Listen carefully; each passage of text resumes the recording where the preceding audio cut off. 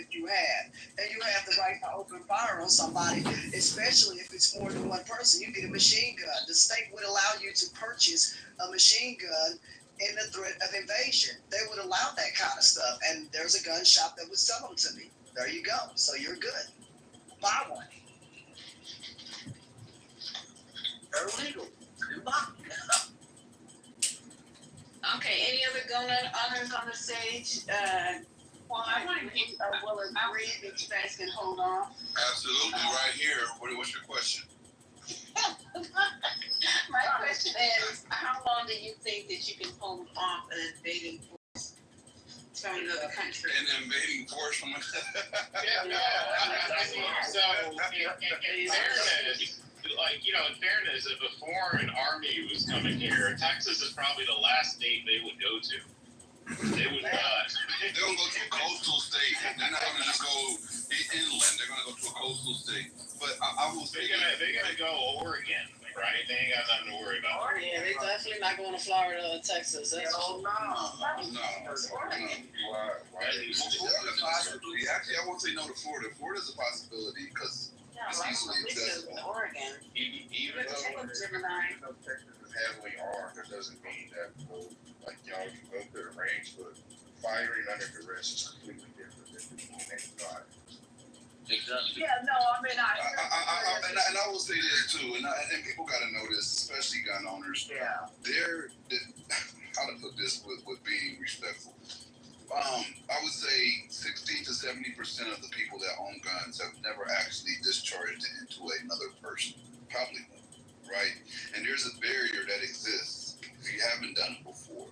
It went in shooting a target, shooting things downrange, and actually discharging that with the intent to end life into a human person. Most people hesitate in the moment of truth. That leads to fucking death. You know what I mean? Yeah, I don't care how. Yeah, but that goes for police officers. There's plenty of police officers that have never had to fire. Yeah, no, I'm not just saying. I'm not trying to target anybody. I'm just saying in general. This is a fact for anybody that knows weaponry and have been around guns and have had to do what you need to do. I'll put it that way. Yeah. There is a barrier that most people can't break when it comes to actually shooting somebody. And I've had friends that were killed by their own gun because they pulled it and didn't finish the job. Like once you up that ante and you put it life or death on the line, because once you pull a gun, it is a life or death situation at that point, right? Mm-hmm. That is when the rubber meets the road and you get to see who's who. And you cannot shoot anybody in the back. If they're leaving the premises, you cannot shoot them in the back. If they're closing that gap and they're facing you, you absolutely have to close that gap and you have to shoot them. You cannot hesitate or anything like that kind of stuff. Because like my folks told me, get behind something. Don't open yourself up. Get skinny. Stay skinny and shoot. Don't open your body up, and you will have a lot better chance of living than trying to, To answer Lisa's question, no, Lisa. Can I? The simple answer Can I say something? is hell no. Yeah. Can I say something? No. That's it. Lisa's question. We was answering Lisa's question. Gemini said hell no, and I said no. Can I say something? That's a fact. Somebody said, can they ask the question? Sure. Can I say something? Yes, sir. Yeah. Yeah. Holding a weapon is one thing.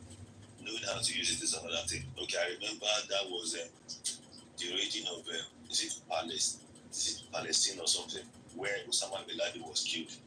And if you noticed, that was during the Obama regime. Special forces were sent there.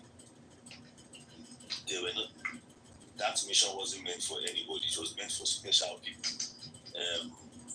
Like in America, you have special agents that are trained to kill. Yeah. You might have the same weapon they have, but you don't have the same mindset they have. That is where it comes to when you have a weapon and you know how to use it and you have the mind to use it. That is another thing.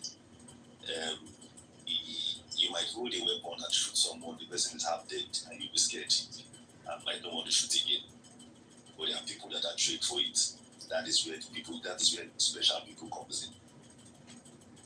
No, I mean, I understand. I'm not saying that you should go out here and act like special forces. But when you're in your property, you know the layout of your land or your property.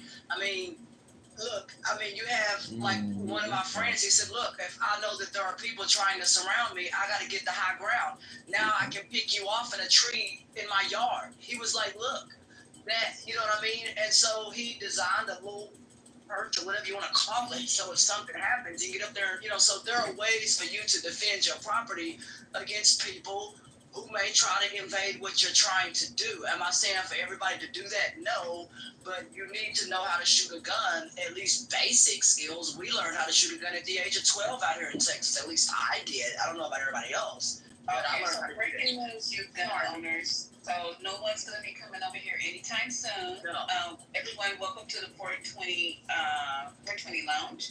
And the title is Trump is the #1 president in the world because he's brokered.